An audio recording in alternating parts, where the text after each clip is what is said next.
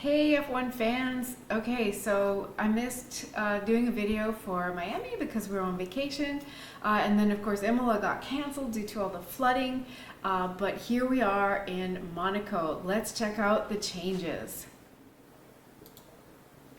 So let's do the drivers first, their championship standings.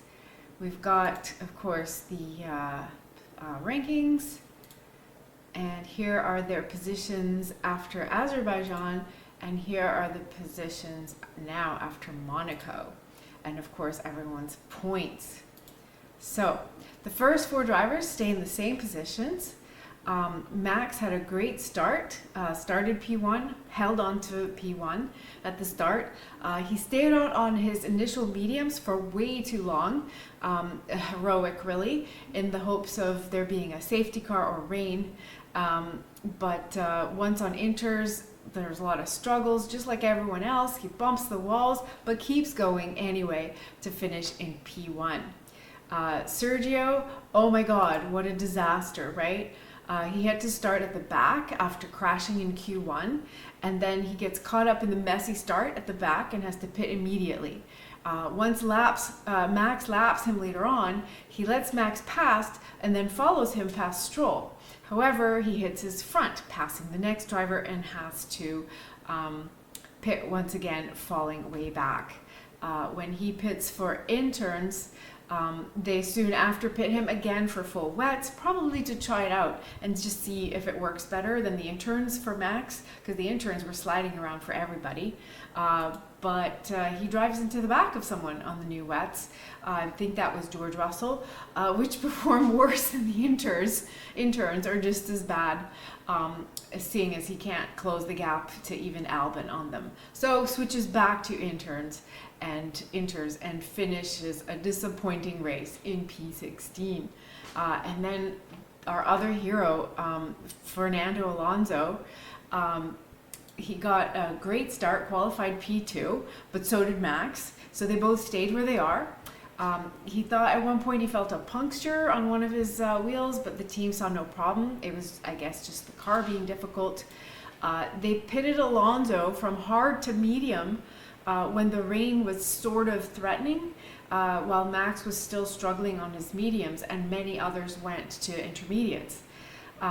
They went to mediums at that point. Immediately, he had to stop again for intermediates because the rain, guess what, was making it impossible. But amazingly, he stayed P2 even through all of that and held on to it all the way to the end. Lewis Hamilton, still in fourth overall in the championship. He gets fastest lap in before the rain, and of course after that, no one can beat that again, so he keeps fastest lap. Had a good race, but just unable to get past Ocon. All the way to the end, and so finishing P4. All right, next we have a couple of drivers swapping places. So Carlos drops down. He tries too hard to pass Ocon and nicks his front end. The piece falls off and the track goes clear. And they decide to just keep going, which is better than it could have been, right? If he had to go in and change the nose. Yeah, he's right behind Leclerc, and then when the time came to come in for wets or intermediates, they had to double stack. And so Sainz had to wait for Charles. Not very happy with the strategy, ending him in P8. And then George, moving up, he gets a 5-second penalty for unsafe release, which also got him hit by Perez. I think that was that incident. He goes off track in the rain, even though he was on inters, and he got ahead of Ocon at one point, but then made a mistake and fell back again. So he was kicking himself a little bit. He felt later that he could get past Hamilton for a while, but he could not pass. The team didn't give a directive. He fell back, but in the end finished P5, which was wonderful for Mercedes. All right, so next we have two more drivers staying the same. We have Leclerc. He starts with a penalty of 3 grid places because he impeded Norris in quali, although I'm sure there were more impedances, people complaining and such, but they decided to focus in on that one. starts and finishes in P6. The strategy not working so much against him as his teammate, but just terrible performance on the intermediate tires. And then Lance Stroll stays the same. Man, he had a chance. I mean, look at Alonso, but starts in 14, loses 4 places at the start after getting squeezed into the wall, passing outside on the hairpin turn. Tries to follow Alonso through as he laps cars, but fails and hits Magnussen and stays out. And then he's actually one of the first to switch to inters, but still slides into the wall on the inters, loses his nose, and is out. Okay, then we have the fun part. Okay, there's a whole bunch of stuff going on in kind of mid to back field here. Lando and Hülkenberg are moving down by virtue of the Alpines moving up because they did great this weekend. Piastri's stayed the same, but yeah, there's Gasly moving up, and of course Bottas has to go down because of all of those moves as well and his own race.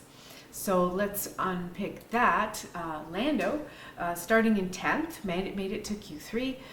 Some drivers are saying it's starting to rain and they box him for hard tires. Of course, he has to pit again for inters. Makes it past Tsunoda finally, but a huge gap to the next cars, which he's not likely to catch up, and he doesn't in the remaining 10 laps, so he finishes P9, which is still great, and it's in the points. Nico Hülkenberg starts in 18th. He manages to gain 4 places at the start, but he makes contact and gets a puncture, so falls back again. Later gets a 10-second penalty over not serving the first penalty during a pit stop, and overall it lands him in P17. So clearly he could have gone higher, but didn't happen. Valtteri Bottas starts in 15th, gets stuck behind the Nick de Vries train pretty much the whole race, and finishes 11th, which was probably the best he could do with just being stuck back there. Ocon starts in 3rd. That was an amazing qualifying for him to end up that far up. Gets a great start and holds on to it, and he just holds on to it. Even with Sainz trying at him over and over, he manages to hold on to it. And later Hamilton is pushing to pass him, but he still holds on to it all the way to the finish. He is very hard to pass and also wins the driver of the day. And I also voted that way too. All right, Oscar Piastri, he actually stays the same in the championship, but staying right on Lando's tail, starting P11, finishing P10, right behind his teammate. Really well done.